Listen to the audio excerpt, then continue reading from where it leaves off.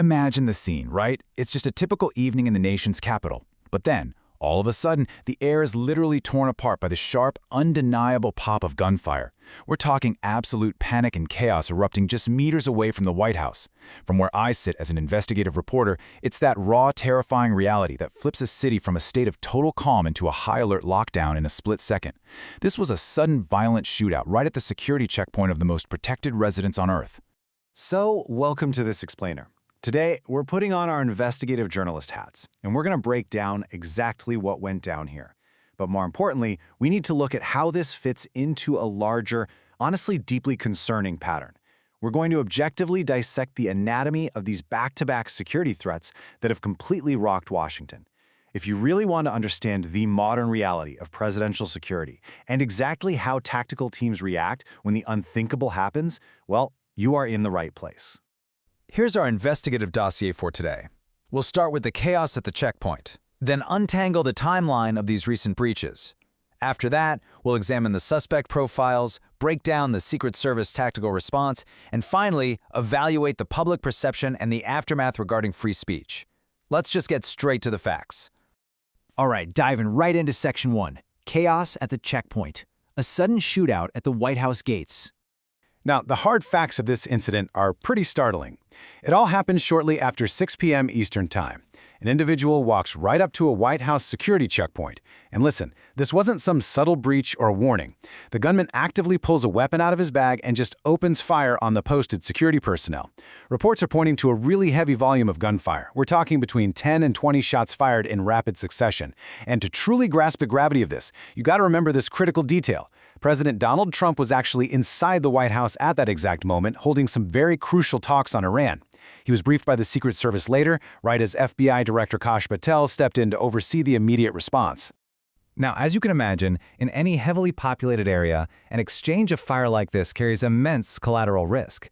Tragically, a bystander was struck during the chaos, although law enforcement has stated that it's still unclear whether they were hit by the suspect's initial gunfire or by the retaliatory shots from the officers.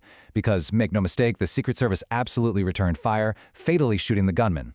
On top of that, one Secret Service agent had to be transported to the hospital, mostly as a precaution. It was an incredibly rapid, lethal exchange. It neutralized the immediate threat for sure, but it definitely left a physical and psychological mark on that perimeter. Which brings us directly to Section 2, untangling the timeline, and these back-to-back breaches in the Capitol, because honestly, we just cannot look at this checkpoint shootout in a vacuum.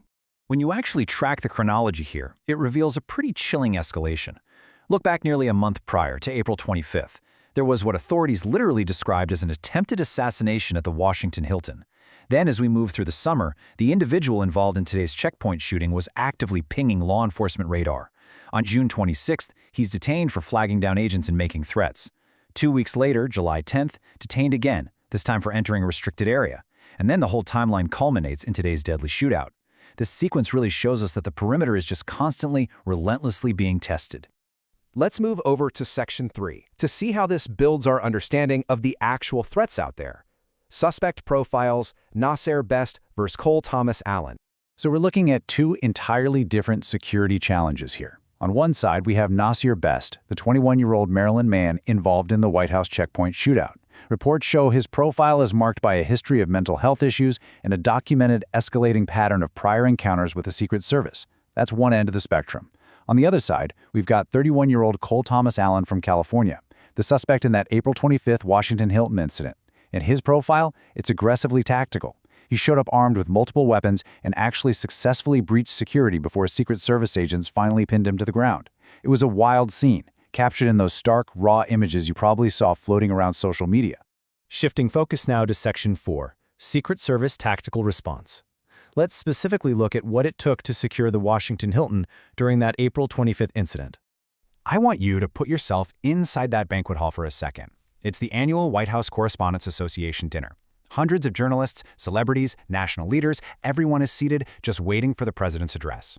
And then, suddenly, 5 to 8 gunshots ring out. The sensory shift in that room was immediate and just terrifying. Tactical teams, with their weapons drawn, instantly swarmed and took positions up on the stage. Police flooded the Hilton, helicopters started hovering right overhead, and National Guard personnel were actually deployed inside the building. The entire venue went into an immediate lockdown. Attendees were eventually allowed to exit but absolutely barred from re-entering. So, what exactly happens the second shots are fired near a protectee? Well, standard protection protocols dictate 3 non-negotiable steps. Step 1, neutralize the immediate threat. Agents did this by aggressively taking down the heavily armed suspect. Step 2, rapidly evacuate the president. Interestingly, Donald Trump later remarked that he, quote, fought like hell to stay, but the Secret Service straight up told him, please, sir, it's protocol. Because think about it, they didn't know if this was a lone shooter or a coordinated attack, so protocol demands immediate extraction. And step 3, secure the venue perimeter. They effectively turned a formal dinner into a fortified bunker in a matter of seconds. And what's truly harrowing here is just how close this came to a massive tragedy for the law enforcement on the front lines. During that breach at the Hilton, one officer was actually struck by gunfire.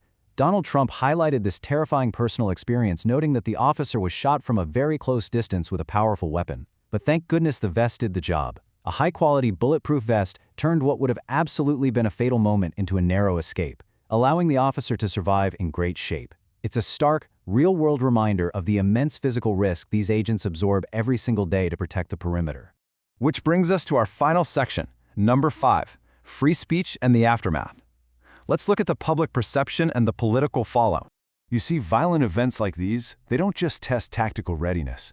They heavily impact public perception, and they become deeply intertwined with our national values. Following the Hilton attack, Donald Trump framed the event as more than just an assault on his life. He saw it as an attack on the Constitution itself. In his remarks, he described the suspect as a thug that attacked our Constitution, and observed that the harrowing experience actually ended up unifying the room. He really emphasized that the gathering of the press and politicians, despite all their differences, was fundamentally about exercising and protecting free speech. So, the ultimate response here? It's resilience. And it's anchored by one specific promise: 30 days. Donald Trump stated that he spoke with the event organizers, and they are absolutely not going to let anyone, in his words, take over our society. So, that canceled correspondence dinner? It is set to be rescheduled and held again within the next 30 days. It's a very deliberate signal to the public. It says that despite the very real, very lethal threats attempting to disrupt democratic traditions, the show is going to go on. Which leaves us with a final, incredibly pressing question to ponder. We have seen heavily armed individuals breaching major venues, and suspects with prior warnings pulling weapons right at the White House gates. Security experts are now urgently reviewing these back-to-back incidents, suggesting that future perimeters are going to require vastly expanded surveillance zones and much tighter interagency mental health monitoring. So, as these defenses continue to be repeatedly tested, how will federal security protocols evolve to meet this highly volatile new reality? It's a question everyone in Washington, from the investigative journalists to the tactical commanders, will be trying to answer in the days ahead. Thank you so much for joining me to break this all down. Stay curious, and I'll catch you in the next explainer.